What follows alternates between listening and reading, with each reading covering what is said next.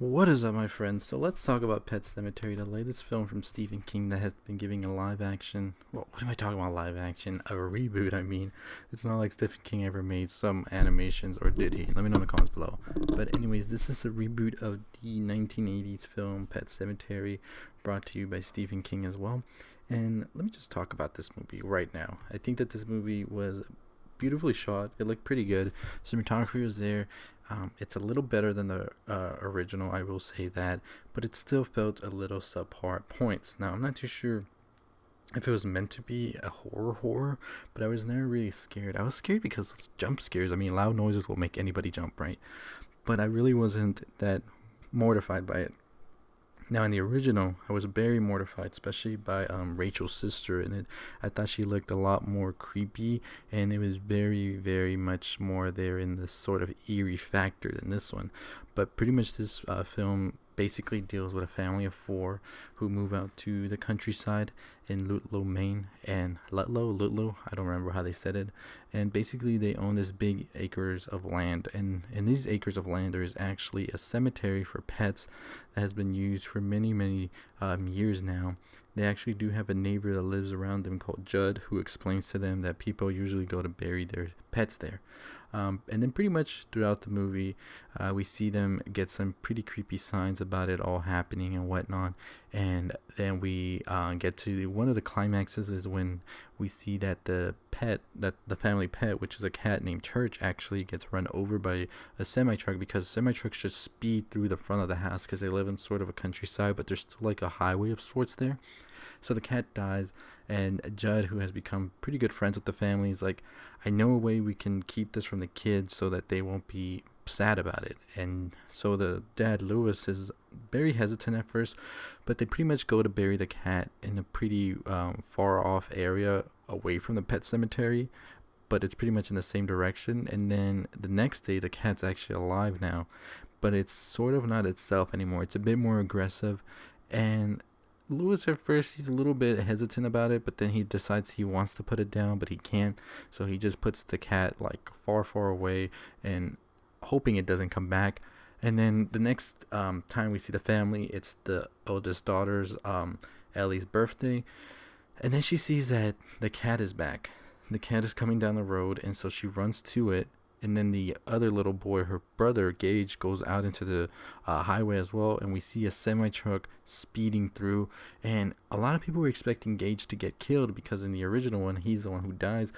But Lewis saves him just in time, but he can't reach Ellie, and she is the one who dies now. Family, now pretty much stricken with grief, decide that Rachel and Gage should go to her parents' house for a while. Lewis is going to stay with Judd, and then Lewis gets the crazy idea to bring Ellie back to life using the cemetery that he used to bring back Church. So he goes, he buries Ellie there, and then she is pretty much brought back to life. And pretty much what we see happen next is Ellie is back, but she's not quite herself. She's sort of in a zombie-like daze, and she gets more aggressive as time progresses. We see that Rachel and Gage come back because Rachel keeps having nightmares, visions of her sister back at her parents' house, and Gage is actually seeing a young man that Lewis tried to save in the beginning of the film. Now he's appearing in front of him, warning them about what Lewis did, and this man has been appearing throughout. This is the jogger that we see in the original as well, and I want to say that this character didn't get as much screen time as I thought he would, just like in the original one, and that was a big difference there. I thought that would have added more to the sort of narration that the film needed. But anyways, Rachel and Gage come back, they see what Lewis has done with Ellie, and pretty much are mortified by it, and then we see that Ellie kills Judd as well, and we find out that Judd tried to do the same thing he did with Ellie, well, Lewis did with Ellie, and pretty much gets haunted by this before Ellie kills him. Now, Ellie is a little bit on the reserve about Rachel and Gage, because Rachel and Gage do not want anything to do with Ellie, and she says she doesn't want them around. Lewis is like, I'm gonna fix it. He tries to reason with Rachel and Gage, but no avail. And then we see Lewis try to go find Judd, and Judd is actually now dead. As he realizes what's going on. He runs back to his house, but it's too late. Rachel gets killed by Ellie, but he manages to save Gage, lock him in the car, and then pretty much try to save Rachel, but then he gets knocked out by Ellie. They go back into the then we see him awaken, and he goes to check on Gage, who is still in the car. And then we see him go back to the sour grounds where he buried Church and Ellie, and he sees Ellie trying to kill him now, and she says that they're going to be together forever. But just as he's about to kill Ellie, Rachel comes from behind and just pretty much like impales him, and she's already been brought back to life by the sour ground, so she's pretty much evil at this point. Then we see the three of them and Church go back to Gage in the car, and it's just sad, honestly. You know what's going to happen to Gage. All four of them are now pretty much sour from the ground, and that they're going to do the same to Gage, and I guess be some murderous family. I don't know. But pretty much the ending pretty much shows us that, yes, all of the family turned. They are now evil.